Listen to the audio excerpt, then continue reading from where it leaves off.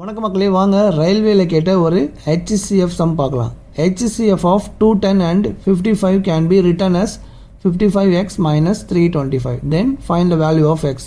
என்ன சொல்லியிருக்காங்கன்னா, இந்த ரெண்டு நம்பரோட HCF இப்படி எழுதலாம்னு சொல்லியிருக்காங்க. 55x minus 325 இப்படி எழுதுனா இதில் இந்த எக்ஸோட வேல்யூ என்ன வரும்னு கேட்குறாங்க. இது எப்படி கண்டுபிடிக்கணும்னு சொல்கிறேன், மைண்டில் சேவ் பண்ணிக்கோங்க. இந்த 210 and 55 இருக்குல்ல, இது ரெண்டுத்துக்கும் ஃபஸ்ட் நம்ம HCF கண்டுபிடிக்கணும். 210 55 இதுக்கு HCF கண்டுபிடிச்சா இது ரெண்டுத்தையும் காமனாக 5ஆல் டிவைட் பண்ணலாம்.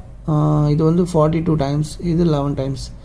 நெக்ஸ்ட்டு காமனாக டிவைட் பண்ண முடியாது, அதோட ஸ்டாப் பண்ணிக்கோங்க. அப்போது HCF வந்து 5. HCF கண்டுபிடிச்சிட்டோம்.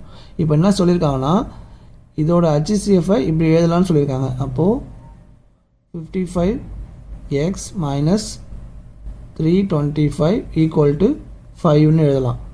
இப்போது 55x ஈக்குவல் டு இந்த 5 அப்படியே வச்சுக்கோங்க. இந்த ப்ளஸ் அந்த சைடு போச்சு, இந்த மைனஸ் அந்த சைடு போச்சுன்னா ப்ளஸ் ஆகிடும். அப்போ ப்ளஸ் 325. ஸோ இது ரெண்டுத்தையும் ஆட் பண்ணிங்கன்னா 330 கிடைக்குமா? இது அப்படியே வச்சுக்கோங்க. இப்போ என்ன பண்ணணும், இந்த எக்ஸை மட்டும் இந்த சைடு வச்சுக்கோங்க. இந்த 55 இந்த சைடு போச்சுன்னா டினாமினேட்டரில் வந்துடும். அப்போது இந்த சைடு 330 இருக்கா, இந்த 330 அப்படியே வச்சுக்கோங்க. இந்த 55 கீழே வந்துடும்.